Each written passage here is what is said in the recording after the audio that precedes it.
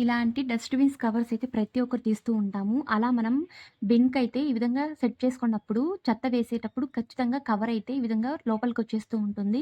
అలా రాకుండా బయట ఈ విధంగా మనం స్టిఫ్‌గా ఎలా పెట్టుకోవాలో చూసేద్దామండి. ఇక్కడైతే నేను 2 బాటిల్ క్యాప్ తీసుకున్నాను. ఈ విధంగా మనం సెట్ చేసుకోవాలి.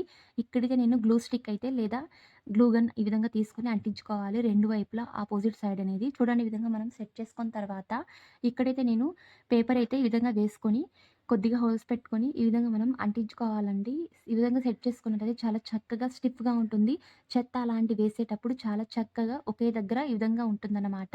అంతే కాదండి మన ఇంట్లో క్యారీ బ్యాగ్స్ లేదా మనం ఎక్కువగా షాపింగ్ బ్యాగ్స్, వెజిటబుల్ బ్యాగ్స్ అలాంటివి చాలా ఎక్కువగా యూజ్ చేస్తూ ఉంటాము. డస్ట్‌బిన్స్ కవర్స్‌కైతే ఈ విధంగా వాటిని కూడా చాలా చక్కగా ఈ విధంగా రీయూజ్ చేసుకోవచ్చనమాట. చాలా ఫిట్‌గా ఉంటుంది. ఒకే దగ్గర తప్పకుండా ట్రై చేయండి.